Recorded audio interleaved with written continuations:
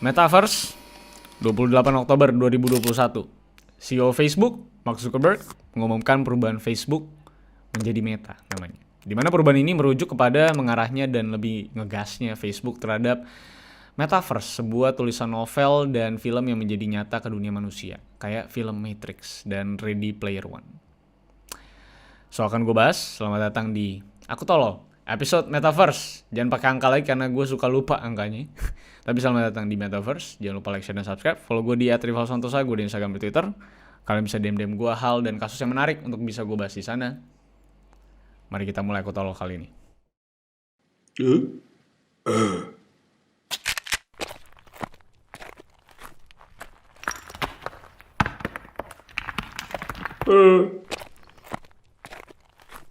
I lost myself. I waited still. Hidup di dunia digital dengan avatar kayak di film-film sepertinya selalu jadi keinginan banyak orang. Terutama kita para gamers yang paling relevan dengan hal itu. Apalagi mungkin lu pada yang nonton juga film-film kayak Ready Player One. Atau kalau di era-era gue mungkin ada Matrix gitu ya. Nah, hal tersebut sepertinya akan segera kita nikmati dengan dicanangkannya Metaverse. Yang belakangan ini menjadi perbincangan bahkan bisa dibilang cukup menggebrak ya. Yang memang salah satu yang paling bold soal ini adalah Facebook yang melakukan penetrasi dengan cepat bahkan mengganti nama perusahaan mereka tuh menjadi Meta sekarang. Nah, sederhananya Metaverse ini merupakan sebuah ruang virtual yang lu pada bisa ciptakan dan lu bisa jelajahi di sana dan berinteraksi dengan orang-orang lain yang secara fisik tentunya tidak bersama-sama dengan lu di sebuah ruangan. Jadinya lo akan punya sebuah avatar sendiri ataupun karakter yang bisa lo bikin dan lo gunakan di ruang virtual tersebut untuk bisa berinteraksi, main, jalan-jalan, beli virtual products, kerja, atau bahkan membangun bisnis di dalam dunia metaverse. Intinya ya ini kayak dunia kedua gitu ya, dunia fisik dan dunia digital. Nah, simpelnya lagi, cara interaksi lu di sosmed atau di Discord, atau lu pada mungkin tahu game-game kayak Roblox atau game-game yang emang sistemnya adalah komunitas gitu ya. Nah, itu akan dipindahkan tuh misalnya ceritanya ke dunia virtual dengan VR yang tentunya terasa begitu nyata dengan avatar kita di dalamnya. Jadi, kita pakai sebuah device namanya kan VR ya, Virtual Reality Device. Ada Oculus, ada HTC Vive, ada beberapa lagi, ada PS juga bikin. Nah, itu mereka adalah produk-produk VR di mana lo akan pakai kacamata tersebut dan lo akan melihat dunia digital di 360 derajat, kira-kira kayak gitu. Nah, tentunya kedengarannya kan keren banget ya, kayak di film-film Hollywood gitu ya, kayak Total Recall dan segala macam. Tapi ternyata Metaverse ini sepertinya akan menjadi sebuah polemik dan bisa juga dibilang menciptakan masalah baru untuk manusia dan juga kehidupan bersosial kita.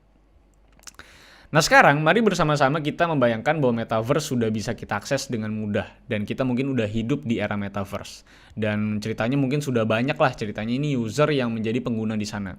Ketika hal tersebut sudah benar-benar ada, maka ada juga perusahaan-perusahaan besar yang tentunya akan berusaha membangun infrastruktur di dalam dunia virtual tersebut karena company akan terus ada di mana capital itu ada atau di mana uang itu berada dan di mana database atau manusia-manusia itu berkumpul dan berada. Dan hal ini tentunya akan mendorong ke arah di mana nantinya manusia itu bisa betul-betul dimanipulasi di dunia virtual tersebut. Ada sebuah quote di mana real life dan juga digital life akan punya bias yang cukup tinggi. Kadang lu juga jadi bingung, lu tuh ada di dunia virtual atau di dunia nyata. Nah, itu yang dicoba digambarkan oleh Matrix beberapa tahun yang lalu.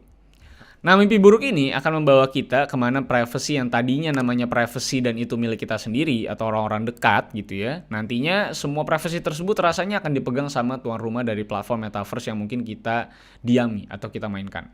Jadi lu bisa bayangin soal berapa triliun data yang nantinya jauh lebih accessible dari sekarang yang digunakan sama mereka para mega corporate untuk menganalisa behavior atau kebiasaan lu di dunia digital atau di metaverse. Yang nantinya akan digunakan sama mereka itu untuk kebutuhan advertisement. Dan dari sinilah tentunya lu semua akan betul-betul menjadi sebuah produk digital, bisa dibilang. Karena kalau sekarang mungkin lu hanya bisa dibaca lewat kebiasaan lu beraktivitas di sosial media lu atau cara lu berkomunikasi di forum-forum. Nah, sekarang mungkin akan banyak sekali gestur-gestur kecil yang lu secara nggak sadar lu lakukan di metaverse dan itu semua behavior itu akan terbaca dan menjadi logs dan tentunya akan menjadi sebuah database bagi perusahaan-perusahaan dan mega corporate untuk bisa menentukan iklan-iklan yang tepat untuk ditayangkan kepada diri lu. Dengan begitu, produk digital atau metaverse ini yang terkesannya free, sebenarnya lu lagi menjual diri lu sendiri untuk keuntungan mereka. Dimana mereka dapat database lu, terus lu bayar juga ke mereka, dan akhirnya mereka merilis produk yang cocok dengan lu, dan lu akan membeli, dan lu akan menjadi manusia yang jauh lebih konsumtif dari sekarang. Sekarang aja udah konsumtif ya, karena semua iklan tuh banyak banget di sosial media, dan nantinya ke depannya di metaverse, gue rasa kita akan menjadi manusia yang jauh lebih konsumtif lagi kalau memang kita nggak bisa menahan behavior atau kebiasaan kita dalam mengeluarkan uang. Intinya hal ini sebenarnya sudah memang dilakukan oleh banyak sosmed, terutama yang secara nggak sadar data kita jatuhnya kayak dicuri lah, dan bisa dibilang dimanfaatkan untuk mendapatkan keuntungan mereka. Dan mimpi buruk lainnya adalah ketika mungkin metaverse ini mungkin di waktu mendatang bisa menjadi sebuah ruang untuk kita bekerja di sebuah perusahaan. Dan tanpa sebuah regulasi yang benar yang dibangun di metaverse, dan gue yakin karena metaverse nantinya juga akan muncul dengan secara prematur, tentunya akan banyak peraturan-peraturan yang mungkin belum akan ada, karena peraturan itu dibuat saat ada error biasanya. Nah, salah satu mimpi buruknya adalah bisa dibilang saat lu lagi bekerja gitu ya, itu mungkin environment pekerjaan lu akan jauh lebih ketat. Karena tentunya karena ini basicnya digital dan semuanya serba masalah data, dan pergerakan satu jari lu aja juga menjadi data, ini akan sangat-sangat membuat lu bisa jadi stres di metaverse. Contohnya adalah mungkin ketika lu nih sebagai avatar nih di metaverse itu lagi harus kerja, lagi di jam kerja, terus harus ngeliatin layar. Dan biasanya kalau kita di dunia offline itu kan kita sering banget memalingkan muka kita, mungkin kita lagi pengen ngapain gitu ya, atau lagi pengen rehat sejenak. Dan saat mata lu itu melengos gitu ya dari monitor gitu ya, nah itu bisa terdeteksi dan mungkin aja itu menjadi key performance indicator atau sebuah indikator keberhasilan atau indikator kerja lu di kantor tersebut yang akan yang namanya berdampak kepada salary atau gaji lu mungkin. Jadi bisa dibilang setiap gerakan lo dari masuk kantor sampai keluar kantor itu harusnya bisa di-track dengan sangat baik jika lo bekerja di masa mendatang lewat metaverse ini. Yang sangat-sangat mungkin terjadi. Gitu. Dan lo mungkin sebagai orang-orang lama kayak gue yang lahir di tahun 90-an yang erat banget dengan yang namanya ngongko-ngongko saat lagi kerja, secara istirahat 15 menit, 30 menit terus ngobrol-ngobrol di warung ketoprak tanpa ada bos yang bisa ngeliatin. Nah di metaverse lu mungkin akan kehilangan waktu rehat 15 menit lu, waktu dimana lu harus bisanya ngobrol-ngobrol secara bebas dengan teman-teman kantor lu dan ngomongin bos lu. Nah itu semua mungkin rasanya tidak akan ada lagi di metaverse. Dan inilah yang menjadi sebuah ketakutan bagi banyak orang di saat nantinya metaverse ini menjadi besar dan akhirnya mulai sangat-sangat efektif untuk yang namanya dunia pekerjaan. Mungkin ini akan dialami sama anak-anak kita nanti. Saat apapun yang mereka kerja di kantor, itu benar-benar bakal terdeteksi dan menjadi sebuah indikator kesuksesan dia di kantor tersebut. Jadi bisa dibilang makin jauh ya, harapan work-life balance. Yang kayaknya memang lagi sering banget diomongin sama anak-anak muda di zaman sekarang. Karena ya itu sendiri gue bilang, jadinya bias banget gitu ya. Dimana dunia nyata dan dunia VR itu atau metaverse itu jadi dekat banget karena lo lakukan sama-sama di rumah. Bedanya lo di dunia fisik itu di rumah lo, jam gue bunyi. Terus di dunia digital ya lo cuma ke kantor lo doang, dan saat lo lepaskan VR lo ya lo tetap ada di rumah juga. Dan itu mungkin yang akan bikin stres juga ya, sehingga tidak ada work life balance lagi. Bahkan lebih parah lagi, dunia virtual tersebut tuh bisa jadi yang namanya membuat kita tuh hidup di dalam dunia yang bisa dibilang kalau kata novel-novel tuh distopia. Jadi mungkin lo tidak akan lagi menikmati dunia nyata karena lo merasa bahwa dunia yang indah itu ada di metaverse. Mungkin akan banyak anak-anak yang lebih malas keluar rumah nantinya. Atau mungkin kita bisa coba tarik yang lebih pecah lagi ya, soal hate comments misalnya. Sekarang kan kalau ada blunder di sosmed gitu kan, itu kan sebenarnya gampang. Lo tinggal hide comments, bisa. Nah di metaverse, lo bisa bayangkan ya, kali aja saat lu melakukan sesuatu yang aneh dan gila gitu dan gak diterima sama komunitas, kali aja bisa ada mungkin 10.000 orang yang bisa nyamperin ke rumah virtual lu untuk menyampaikan hate comments mereka, bawa spanduk gitu atau bawa pamflet gitu buat ngebagiin hate comments tersebut ke orang-orang lain. Dan lu bisa bayangkan ya, mungkin aja kalau ada orang yang benci sama lu, mungkin dia bisa bikin sebuah merchandise yang merchandise-nya bisa dijual sebagai virtual products, dan mungkin bertuliskan misalnya gue melakukan kesalahan, terus ada tulisan di baju tuh gue benci lu, dan itu bisa dijual dan dipakai sama banyak orang untuk bisa yang namanya berdemonstrasi di depan rumah virtual gue. Itu bisa banget. Jadi ini adalah sebuah ketakutan-ketakutan yang menurut gue cukup mengerikan jika metaverse itu betul-betul terjadi dan tidak ada regulasi yang tepat untuk bisa mengcontain si metaverse ini dengan benar. Dan itu bakal pecah banget, dan gue rasa akan ada banyak orang yang bakal cukup mudah untuk depresi karena sedikit-sedikit salah bisa disamperin rumah lu ya. Bisa diikutin gue rasa gitu, dan ini bakal menjadi sebuah pergerakan yang masif karena di hate comments di sosmed aja udah masif banget dan bikin orang tuh bisa depresi. Apalagi lu bayangkan lu bener-bener ngeliat itu orang dan lu bekerja di metaverse, main di metaverse, dan saat lu ngelakuin kesalahan semua orang-orang di metaverse pakai baju yang nge-hate lu. Itu bakal bener-bener mengerikan sih buat gue. Tapi di sisi lain, jika kita berharap bahwa metaverse itu bisa terhindar dari permasalahan sosial yang sama dengan dunia kita saat ini, nampaknya hal tersebut juga belum bisa terselesaikan sepenuhnya.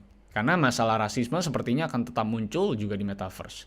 Metaverse ini nantinya akan menggunakan avatar sebagai representasi dari diri kita sendiri tentunya, seperti dunia-dunia VR lainnya. Dan jika kita melihat dari study case yang sudah ada saat ini, kita bisa melihat dari sebuah NFT yang sangat populer, yaitu CryptoPunk, yang terdapat perbedaan harga yang cukup signifikan untuk ras, jenis kelamin, dan warna kulit.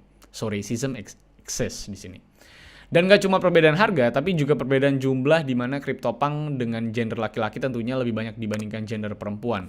Dan gak sampai situ aja, kita juga bisa melihat soal masalah kelangkaan dari karakternya. Misalkan ada 10.000 koleksi CryptoPunk, tetapi hanya ada 9 memiliki atribut zombie. Tentunya harganya pasti mahal. Jadi bisa dibilang sama aja kayak game-game pada umumnya di mana semakin rare barangnya, itu akan semakin mahal.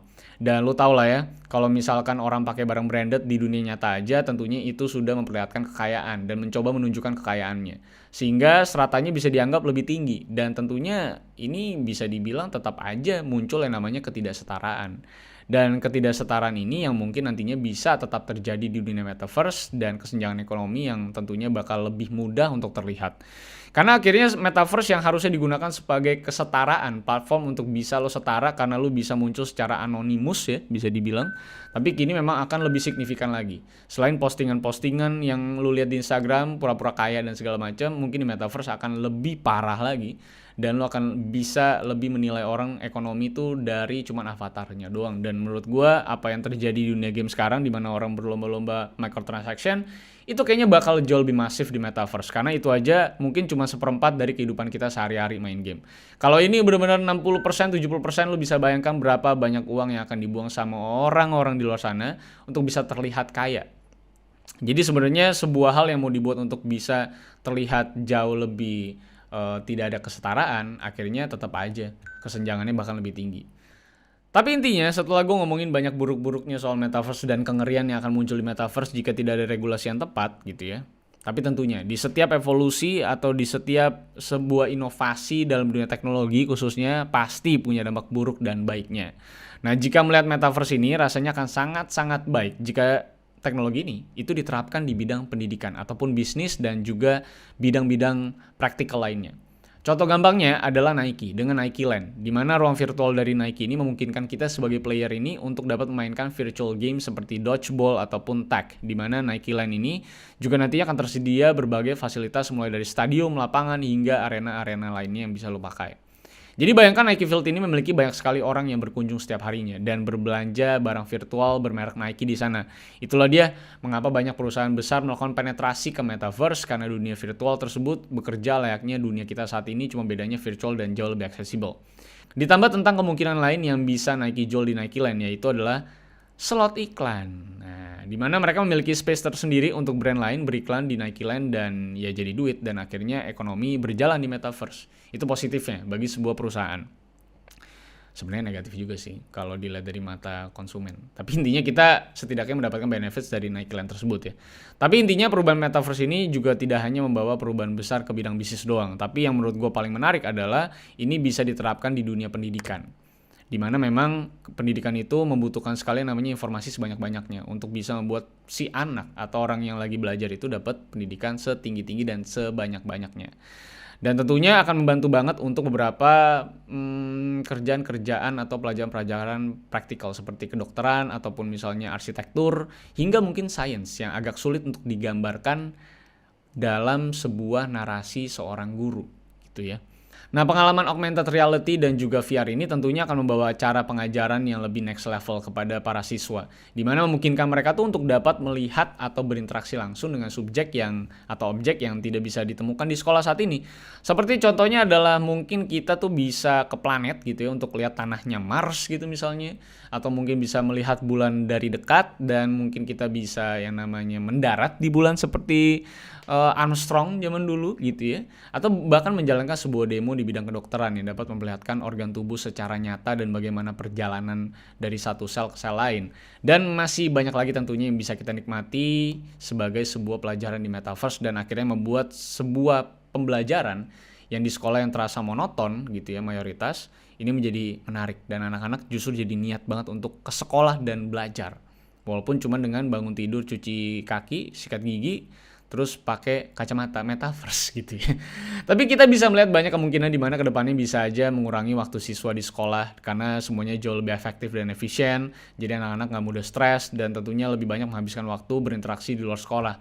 Karena cara mengajarnya sudah melalui metaverse yang memungkinkan siswa itu juga bisa akses dari mana aja. Jadi mungkin jadwalnya bisa fleksibel, harinya bisa fleksibel karena tidak terbatas ruang dan bisa dibilang waktu. Karena lu kan standby kapan aja juga di rumah ya.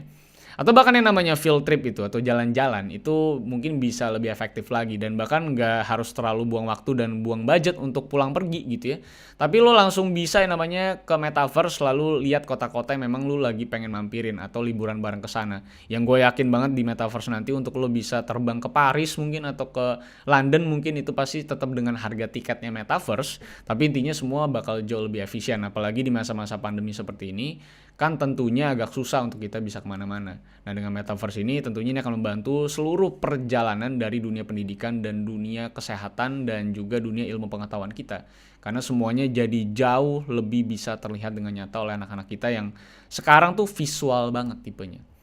Nah di Indonesia sendiri kita juga sudah bisa melihat arahnya mungkin akan ke sana di masa mendatang. Dimana saat ini kita bisa melihat VR theme park dari Coffee yang ada di Neo Soho yang juga dinaungi bahkan oleh Kementerian Pendidikan Indonesia dan Kominfo juga yang tentunya bisa menjadi pengembang dan penyedia sistem sekolah berbasis VR dan setidaknya mensosialisasikan soal VR kepada anak-anak dan orang tua gitu ya. Buat lu pada yang mungkin penasaran rasanya kayak gimana, lu pada bisa nyobain experience VR ini di VR theme parknya Coffee di Neo Soho yang katanya sih akhir Januari 2022 tuh baru buka. Dan sekarang lagi ada eventnya untuk lu bisa nyobain VR masak, terus ada VR untuk lu bisa olahraga dengan dance gitu ya. Terus bisa menikmati entertainment seperti film dengan seperti di Dufan gitu ya. Nah itu mirip-mirip, itu semua bisa lo nikmatin dan bisa lo coba. Setidaknya lo akan bisa menikmati segelintir teknologi dari VR itu sendiri yang ditawarkan sama si Coffee di Neo Soho. Lagi ada eventnya tuh.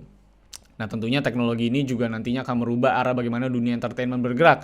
Di Coffee itu kita bisa melihat bahwa mereka membawa budaya Korea yang memungkinkan lo bisa bertemu dengan para idola K-pop lo.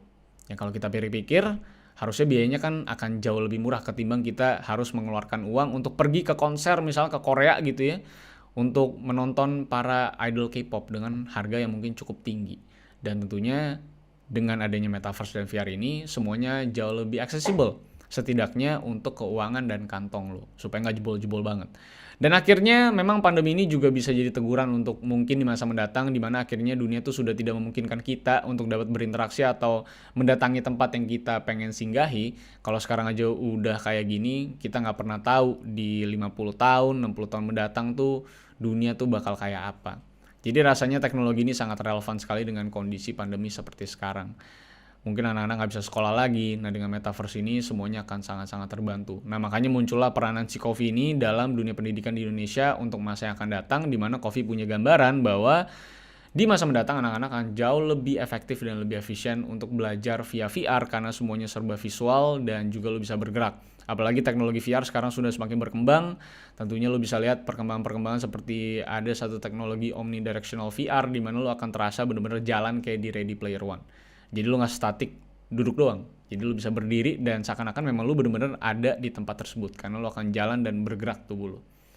So itulah dia kira-kira gambaran soal VR dan gue sangat mendorong lo untuk bisa datang ke Neo Soho, itu ke Coffee, itu mereka lagi bikin sebuah pameran VR di sana, lo bisa coba main-main di sana, itu seru-seru banget. Gue sempat kemarin cobain dengan tim TLM, itu Yong main sambil teriak-teriak ya, itu hampir ya bisa dibilang sepertiga Neo Soho itu nontonin dia dan memang gue yang malu karena gue nggak pakai VR pada saat itu gue nonton dia teriak-teriak ya. Kayak lagi dikelitikin genderuwo tuh lo. Jadi agak ngeri aja gitu. Tapi intinya seru-seru banget, gratis juga. Jadi lo bisa cuman cobain aja. Dan menurut gue cukup menarik sih untuk anak-anak kita khususnya yang mungkin akan baru lahir segala macam. Mungkin lu sebagai orang tua mulai bisa bersosialisasi dengan VR ini supaya nanti saat anak lu gede lu nggak gaptek-gaptek banget karena setidaknya lu udah kenal dengan teknologi si VR ini sendiri. Jadi lu bisa ajakin bapak lu, mak lu untuk datang ke sana dan kasih mereka sebuah gambaran bagaimana dunia pendidikan di masa depan.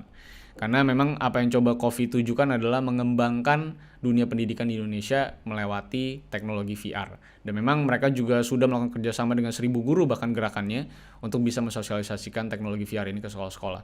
Gue tahu di Indonesia akan jauh lebih lambat pergerakannya karena akses internet yang belum merata ke seluruh Indonesia, tapi gue yakin akan merata mungkin di sekitar 10-15 tahun lagi, dan metaverse ini juga akan matang di tahun-tahun tersebut.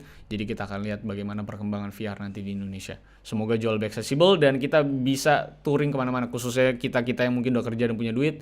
Kita kan pengen banget keluar negeri udah dari lama ya, karena lagi pandemi nggak bisa jalan-jalan. Jadi mudah-mudahan di waktu mendatang kita bisa nonton apapun dan pergi kemanapun lewat metaverse.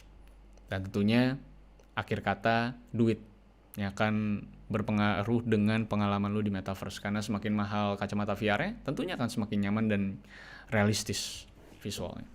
So itu dia konten yang cukup berat ya mungkin ya, tapi semoga bermanfaat untuk lo semua, memberikan sedikit gambaran soal metaverse. Tentunya banyak orang yang membahas ini lebih detail, tapi gue hanya ingin membahas soal beberapa perspektif gue untuk VR ini atau si metaverse ini. Sampai jumpa di video selanjutnya. Jangan lupa like, share, dan subscribe. Follow gue di @rivalsantosa. Gue di Twitter dan Instagram. Kalian bisa DM gue hal yang menarik di sana untuk bisa gue bahas. So, masih banyak hal-hal menarik yang kita bisa bahas, yang kita kupas di luar sana. So, see you on the next video, guys. I lost myself. I waited still for a glimmer to arrive.